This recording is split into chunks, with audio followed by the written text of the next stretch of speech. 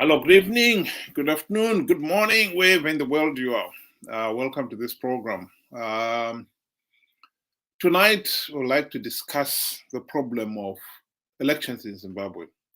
Why is it that many people are hell bent on participating in these elections, even though we have got the overwhelming evidence that this process is flawed and is so flawed that you're not going to change anything? If 73%, Morgan Tsvangirai won 73% of the votes in 2008, and he still failed to get the keys to State House. That's how flawed the process is. Where still, if you participate, you only be giving legitimacy to the vote for Zanu PF. And yet, people are still hell bent on participating. To help me analyze this, I've got a regular guest on this program, Benjamin. Welcome, sir. Thank you very much for having me. Good evening, good morning, viewers. Thank you for listening. Benjamin, why do we have this problem? Well, it's pretty simple.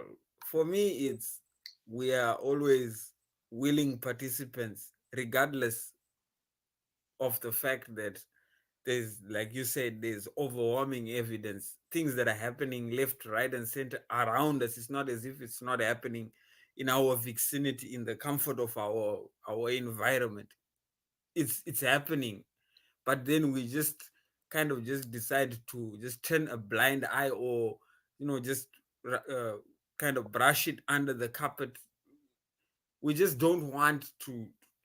I think it's we fail to make a decision for ourselves as an individual to say, okay, this is what is happening before the elections, this is what is happening during the elections, and this is what happens after the elections.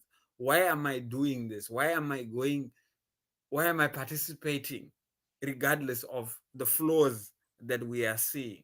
What am I going to benefit as an individual? I mean, basically, that is what drives you to have a choice, to say, okay, I'm choosing this candidate, right? The process of elections is for you to choose what you want. But then if what you want is not getting, you know the process is so flawed that regardless of whatever happens, your vote doesn't count. Why bother? That's my Well, this question as well. this this cartoon that I'm showing there is depicting what I think is going in the minds of many people. Chamisa has got the masses behind him, and Mnangagwa doesn't have any following. And I think if elections were free, fair, and credible, most people in Zimbabwe are so desperate for change that they will vote the opposition. And to be quite honest, I don't think that it really matters. Uh, it's got anything to do with Triple C's competence.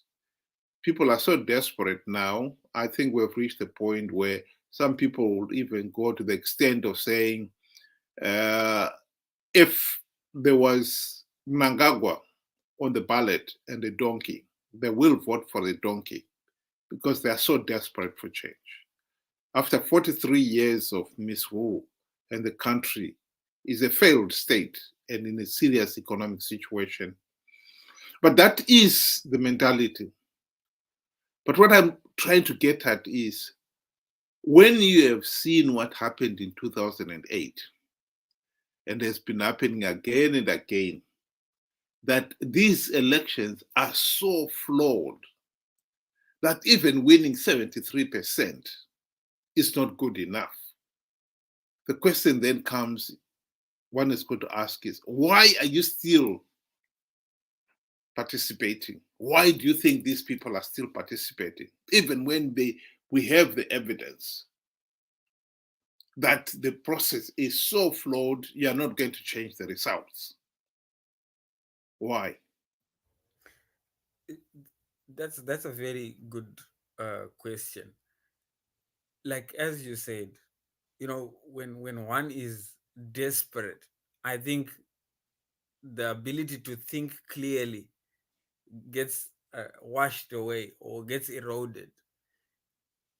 People have become so desperate that I think them Zanu PF has just kind of like destroyed everything, or their their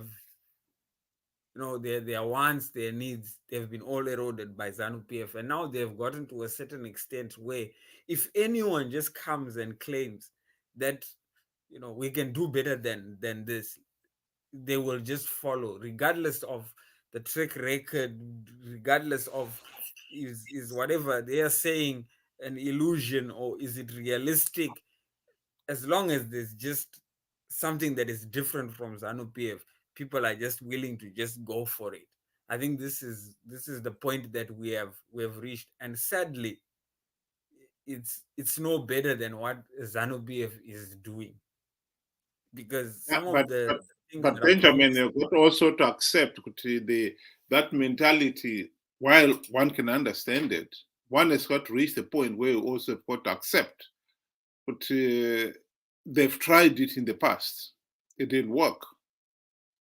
I mean, if somebody gets 73% of the vote and still fails to get the keys to State House, that should send a message, a clear message to you that you're not going to win rigged elections. Yes, So but keeping on persisting over and that over is the again. problem with people in Zimbabwe right now, is they are willing to listen to anything that gives them a hope, regardless if it's false hope, if it's fool's gold. They don't really care about it. All they just want right now is just to move from this point where they find themselves into, even if it's an illusion, they would rather have that illusion than the current situation. So reason, the ability to reason, the ability to stop, to think, has been thrown out the window. It's just, let's just go for it. And if whoever, like I said, whoever comes and just gives a sense of false hope, people fall victim to it straight away. It's our desperation has become, I don't know, it's our desperation has become so obvious to somebody that wants to take advantage of Zimbabweans. Basically, all I just have to do is just give you that false hope, to say the day after tomorrow there's going to be a job for you. The day after tomorrow you're going to be eating better food. It's because in Zimbabwe, people are desperate for bread and butter issues. They just want that change that happens tomorrow, the change. Because even if you ask somebody, they'll tell you during the GNU, the first thing that they saw about the GNU was the stores were full the very next day. So you can see by judging that is the level of of desperation that we have. And unfortunately, both our all the two candidates, I would not say the 11 candidates, because I don't think the others are really much in it for the presidential race, but what follows after. But these two chaps are in it to, to to to sway everybody, to prey on the weak, basically, and the hungry and the starving and the jobless.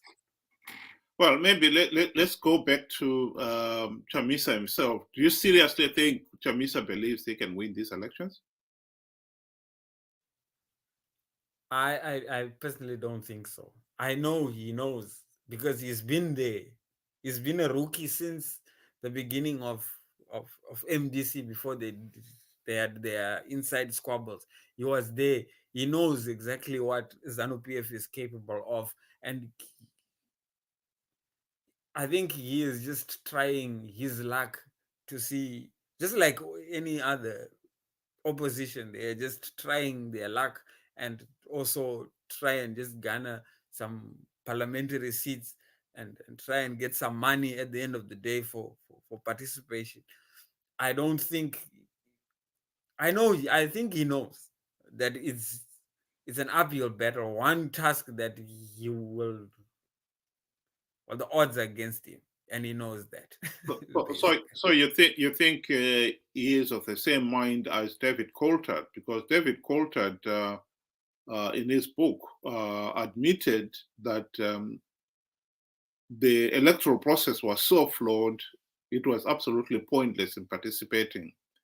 And he also admitted that participating was only going to give Zanu PF legitimacy, but they still participated out of greed because they could not, they realized that there were some gravy train seats on offer, and whoever participated in the elections would win those grave train seats. So you agree that Chamisa and most of his top leaders, at least, they know they're participating in these elections out of greed.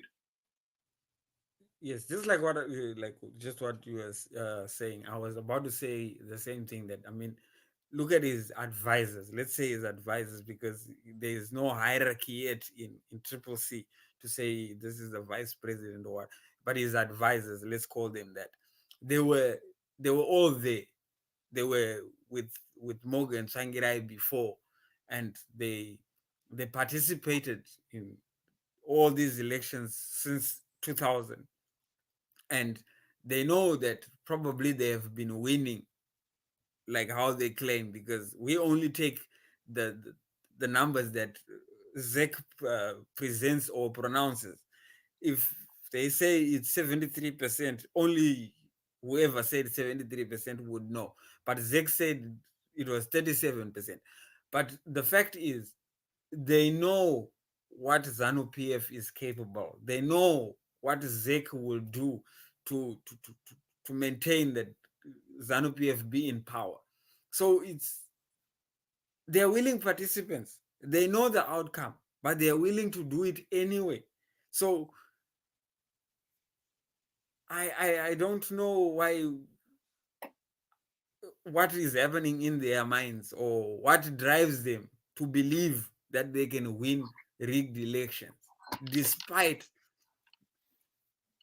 like we said, the Well, facts that are the other interesting presented. point would be then if Triple C leadership know that these elections are flawed and that they are participating to give Zanu PF legitimacy, and they are still nonetheless going ahead for the sake of the few seats that are on offer uh, as the opposition. Do you think the masses, the ordinary people who continue to support Triple C in this venture, in participating in these elections, know that? People know. Let's not hide behind the thing and say people do not know what has been. We have all been there. We have since participated since 2000, basically, when Triple C, then MDC, came into the picture. A lot of people began participating and voting in this whole flawed process. So and we know the results at the end of the day. We have sat down at the day after elections and cried while Zek does its thing. So we know what Zanu PF is capable of, but because we are so desperate, No, we but just but, but, think but that before maybe. you move on from that, my question would be: in your opinion, how many people do you think really know the elections are flawed? Number one. Number two, that participating will give ZANU PF legitimacy. I would believe that everybody knows that the process is flawed. I believe everybody knows, and there is no excuse whatsoever. Because, I mean, But this you still believe if those people would know participating will give ZANU PF legitimacy? there I would say I would give a benefit of the doubt to say most people would not know what are the effects or what are the repercussions of participating in a flawed process is. Like I said, most people are driven by hunger. Most people are driven by poverty. And most people are driven by what somebody else says.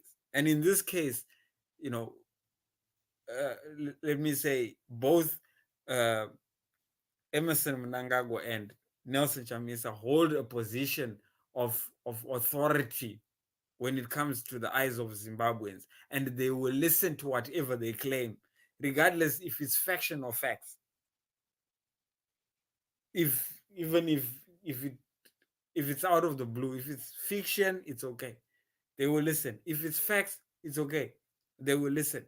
So I would not say a I, lot I, of people know I the think I totally repercussions of agree that. with your analysis there. My main point then would be, yes, maybe if you look at some of the rural voters, for instance, who are who have got uh, who do not have access to as much information as one would wish they had to make a more rational decision.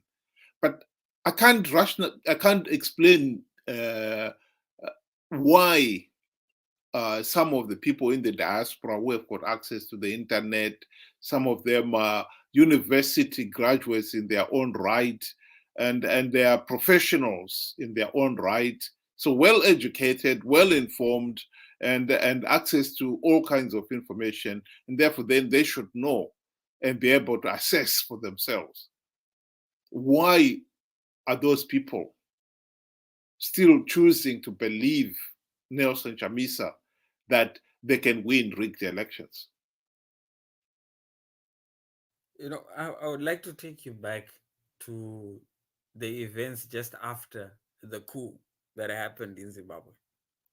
When Emerson Mnangagwa came back, everybody was hopeful and very joyful. The celebrations were wild in Zimbabwe, as if something out of this world had just happened. And that is the level of, how can I say, our desperation is now so, it's beyond imaginable. We we we we keep falling for the same tricks over and over and over again. The previous year, Nelson Chamisa says he's got bulletproof plans, he's got measures intact. And just after that day, he claims there were 500 polling stations that had nobody to watch over them. Then where is that promise that you made? These are the questions that we're supposed to be asking. You have promised us something before, and now you're promising us now that this time is going to be, how different is it going to be? Yeah. You So understand? why are these intellectuals falling for the trap again? I mean, that's what I can understand, Benji. These are let's forget about uh, uh, the majority, the rural voters particularly, who really do not have access to information. They will not be as well informed as you and me. But there are hundreds of thousands of Zimbabweans out there, particularly in the diaspora, who should know better. Why are they falling for the same trap again? That's what I want to know. I have I've had the opportunity to discuss this with a lot of my friends, trying to show them the effects of participating in this whole flawed process. And I have come to the conclusion to say propaganda is a very, very, very powerful tool. People believe, no matter how intelligent you are, people believe what Nelson Chamisa says and what Mnangagwa says. Period. You can try and say, okay, here are the facts, and they will agree with you to say the facts are, they're there, and I see them. But why are you then continuing to do this despite all this? They will just tell you that just this time it might work out. That is all they have. False hope. Basically, that's the only explanation that I can give. I can't say it's foolishness, because everybody has got a choice to either participate or not. But that is where they stand. They will listen no matter what. Yeah, I think in this particular case, to keep on participating in a process which you have been told and you know is going to just give legitimacy to the dictatorship and thus perpetuating the suffering. To me, that's insanity. You cannot keep on doing that and pretend that it is anything other than insanity. You know, that is the reality. I mean, Zimbabwe is a failed state, and we cannot pretend that it is anything else, and that it can somehow be swept under the carpet.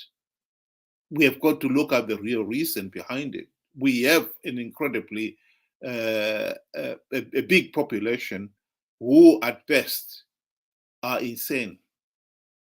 They will make the same mistake over and over again.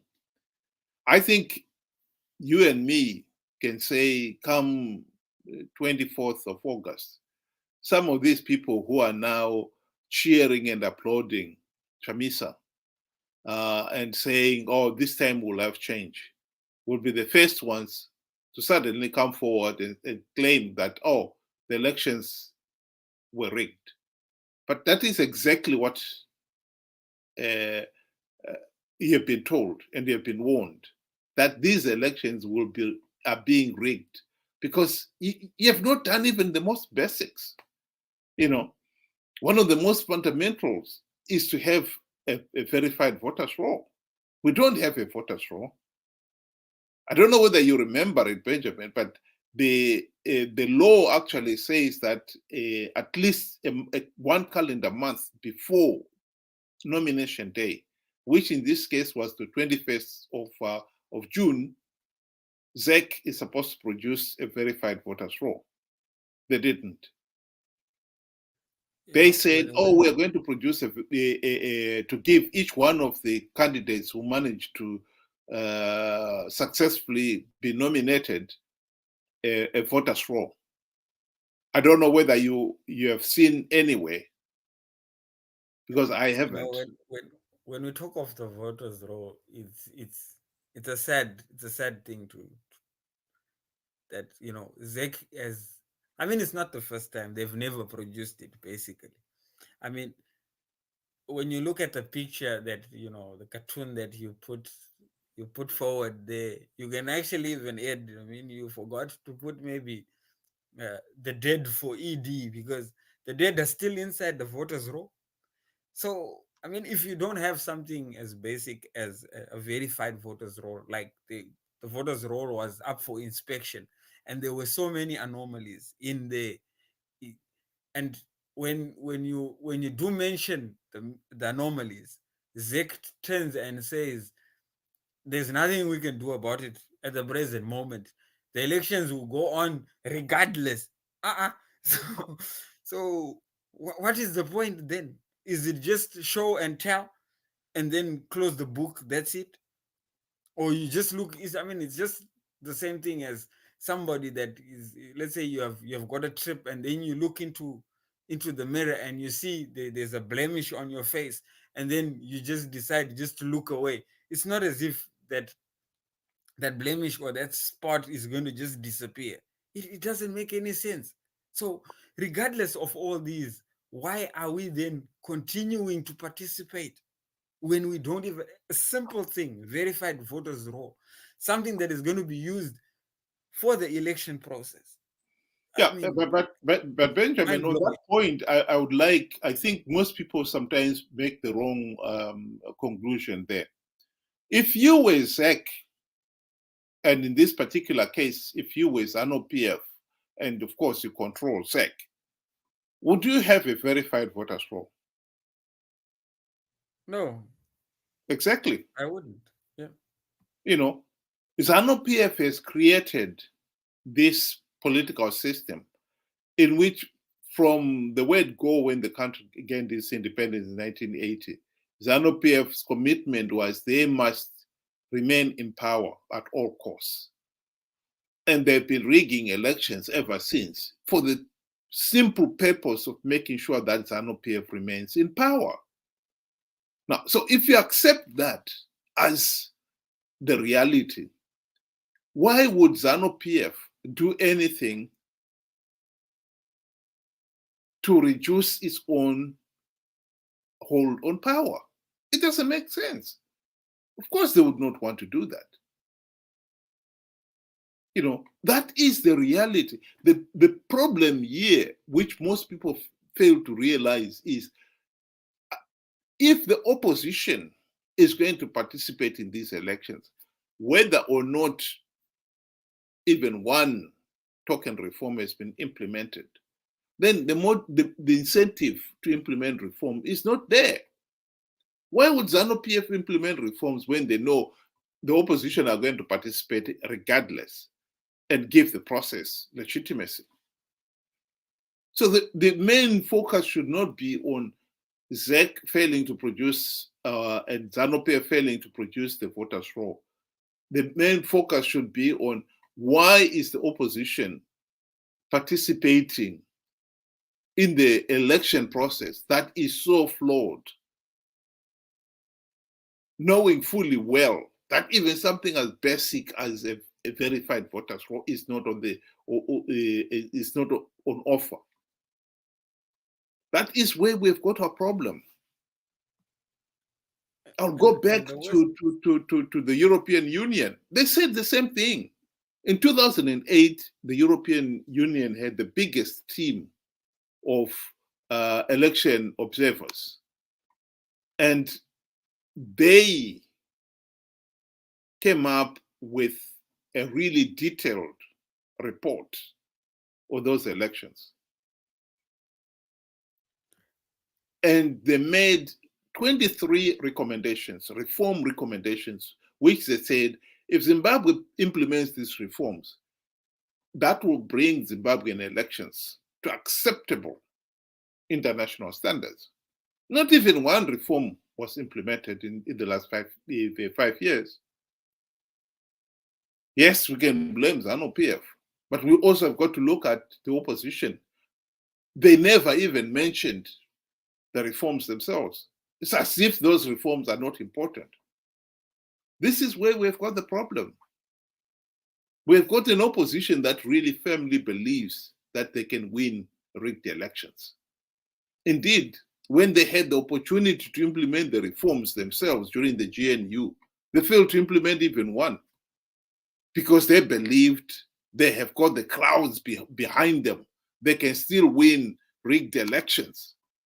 That is the mentality we're dealing with here, Benjamin. And I think people should understand that. And I think by failing to understand that, we are really doing ourselves a big disservice.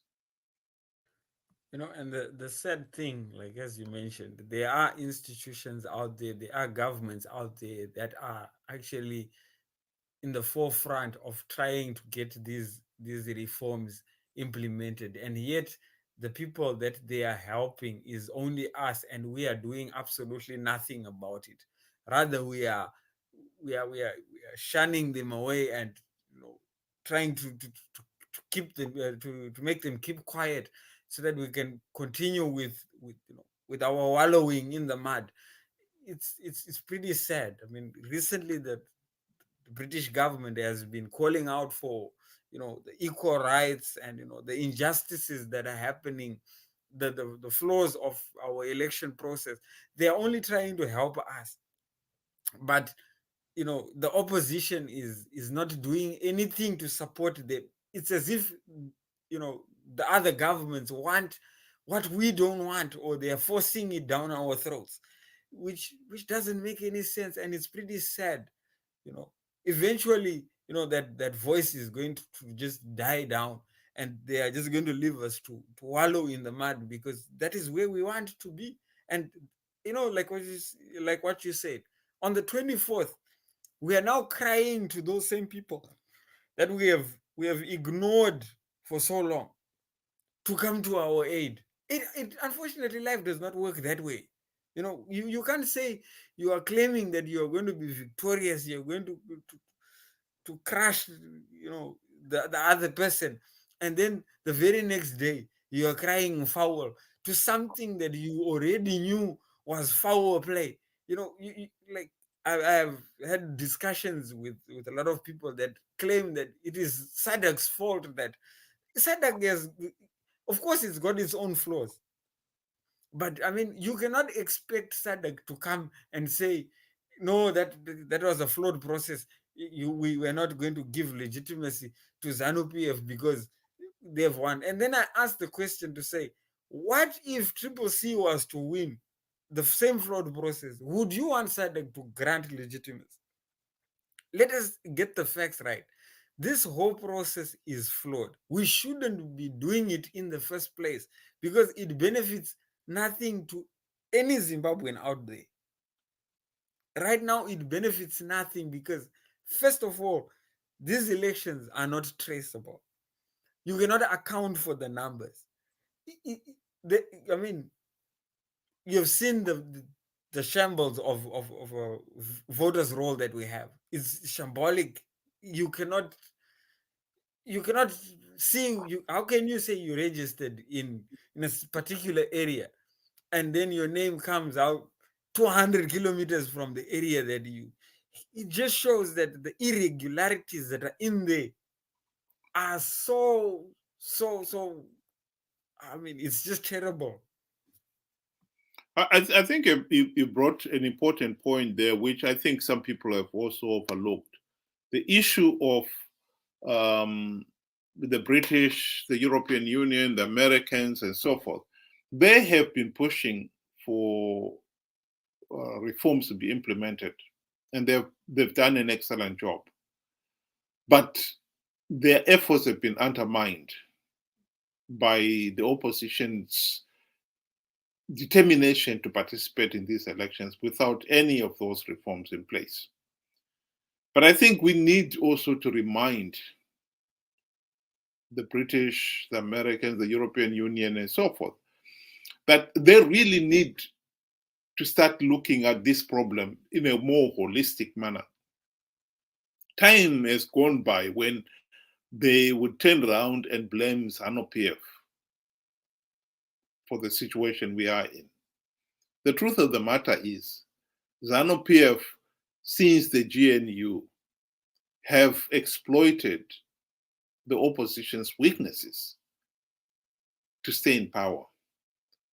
And they now, ever since the 2008 to 2013 GNU, Zanu PF has adapted their politics.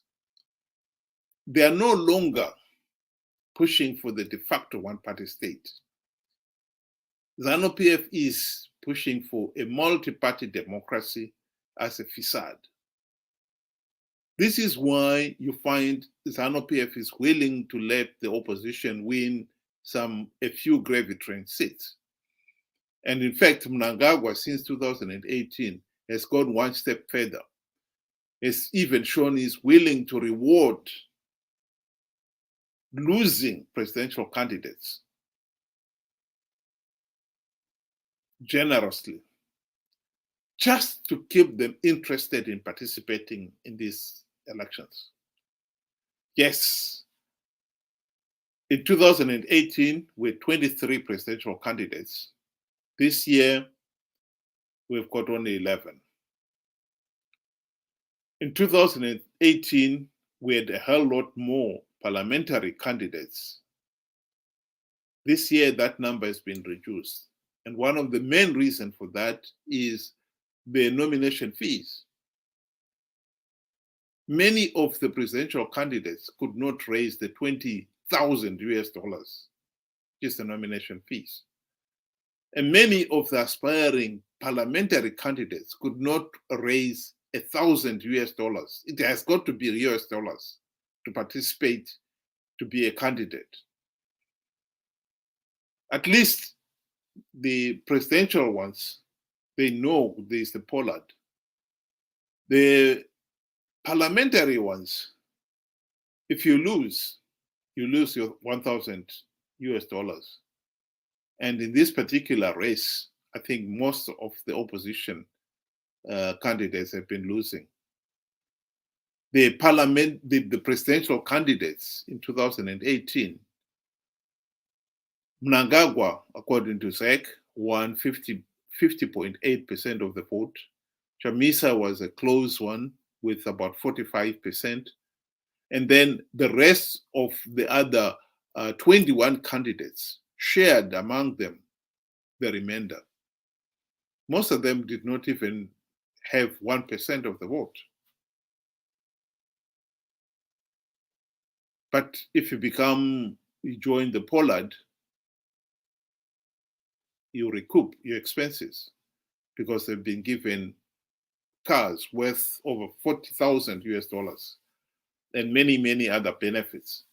But as a parliamentary candidate, if you do not get 5% of the winning candidate, you lose your deposit. And in this case here, to lose 1,000 US dollars in Zimbabwe was something that most of the candidates were not willing to take. And so that is what we have got here. And as long as we pretend it is only Zanu PF who are at fault here, I think we're missing the point. That is the point I'm trying to make, Benjamin. Yes, that's very true. I mean, like you said, Zanu PF has upped their game, and they know exactly what is required for Zimbabwe to look like a multi-democracy institution, or to create that facade, a false bloom picture, by incentives to give, the presidential candidates. Some of these presidential candidates, like as you said, they never garnered even 1%. I know of some characters within that whole race that were aspiring to be members of parliament in the 2018, and they could not even get 10 votes. So now to say you have failed this, at a constituency level, now you want to go all out. It doesn't make any sense. So sorry about that. No, it's okay. So you can go ahead and play. No, you finish what you want. I just wanted to set it up. Unfortunately, it started playing straight away. You finish. Oh, okay. So I was saying, it's funny to say you all of a sudden now you have decided to go to be, to the presidential platform, yet you failed at, a member of parliament dismally. And most of these guys would not even be bothered about going to even campaign, because I mean, how do you campaign in to countrywide when nobody knows anything about you?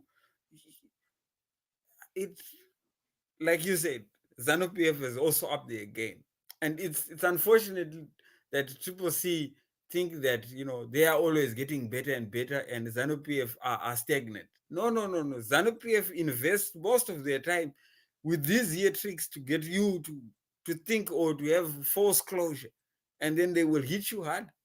And on the 24th, they will see exactly what we were talking about. Well, in this particular case, actually, one of the things that Zanu PF has got many opportunities to rig these elections. One of them is actually on the finance side of it. Zanu PF has been able to bribe the opposition to participate.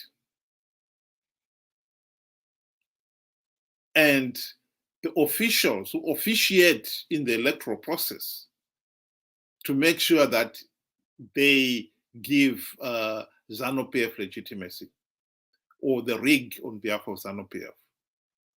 Some of the ZEC officials, the benefits they've received, it's unbelievable. The judges, just before the nomination just a few weeks before nomination day, they were given 400,000 US dollars, all the judges, because during the elections, the judges are going to be hearing court appeals by the opposition, complaining about this, complaining about that. And so Zanu PF has paid these judges up front. I don't think you'll ever get any ruling that is contrary to what Zanu PF wants. One of the things that came immediately, actually, is that some of these judges and magistrates were the ones who presided over the nomination court. The law is very clear. You cannot have the nomination without a verified voters roll. So if somebody was to say, wait a minute, these people are being nominated, where is the verified voters roll?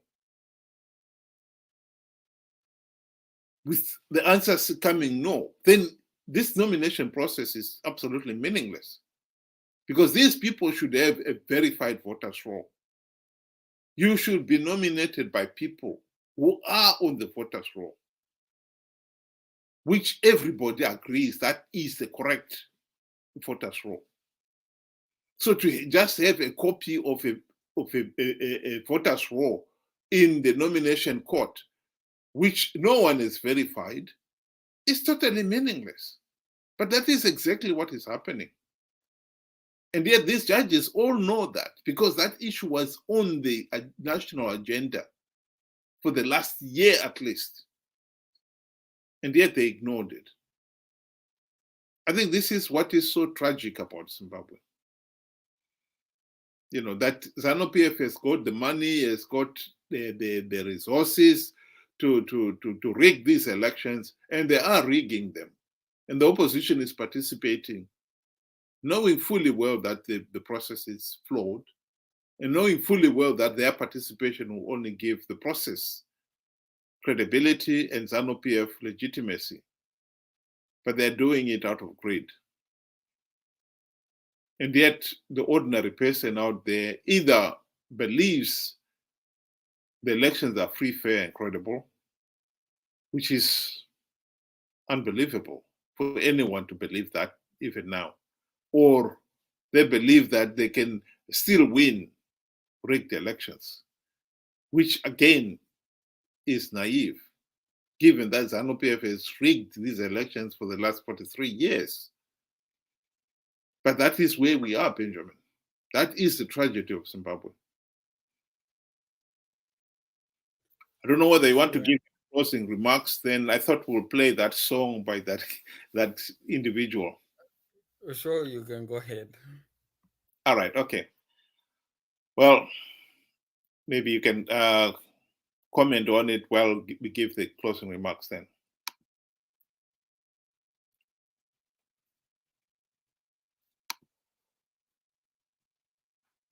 I don't know. Zimbabwe yose yaurira naikani ute mabare mundi hatipotevi. Zimbabwe yose yaurira naikani ute mabare mundi hatipotevi.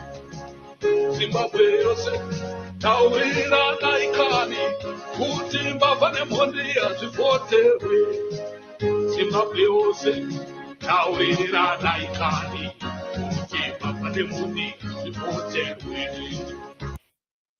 There you have it. Zimbabwe yose taurira naye kuti mbavha nemhonde hazvivhoterwe. Yeah, when I saw it, I just laughed. I mean, it's like I said, you know, we've gotten to that state where we have become so desperate, and you know, it's sad to see, you know, this is what we have become. It's not as if he's not talking something that is true, that you know they are thieves and they are people killing each other, you know, during and before the process of getting to elections. You know, in my closing, I would like to say that in as much as we would want to to participate in elections, which is our right, by the way, to participate in elections, and our vote to have meaning at the end of the day. The current situation, without us implementing any reforms or changing the way we are doing things when we are conducting our elections, because somebody says to me, reforms is a big word. I would rather say to change the way we approach our elections or the way we conduct our elections. I think that is the simplest term that I can put it across. We need to change. We need to implement these reforms so that at least there must be transparency. There must be freedom of expression, freedom of of media to be able to campaign even on ZBC as well, not just to be one party that is able to do that. To be able to put on the color of the t-shirt that you want, everything. To a lot of violations are going on in our country, but at the same token, we ourselves are not doing much to help, to help the situation, because we are just continuously participating in a process that is flawed. So, in my opinion, we ourselves, we must stop being willing participants just because somebody says. Everybody was created equal. Use your own mind to think, what are the benefits? What are the pros and cons of me doing this? Right? Not because we are so desperate. Yes, we want these things. We want food on our tables. We want jobs. We want jobs for our kids. But we have to do it in the right way. We have to think how best to do it or to get to that end result, not by just listening to somebody claiming that they can do this. Thank you. Well, my comment on this song is, here is somebody who is saying, oh, people should make sure that thieves and tyrants are not voted for. Again, it takes us back. If you were to sit down with this guy and ask him, were the elections in 2018 free, fair, and credible? I think my guess would be, you would say no, they were not. And yet, he is reverting to that default setting of claiming that it's people who voted for Zanu PF. If the elections are rigged, then the people did not vote for the individual. That goes without saying. But I think it is a mental problem that most of our people have. They really cannot think in a rational way. By accepting that the elections were rigged, you're forced to say, okay, let's make sure that they're not rigged.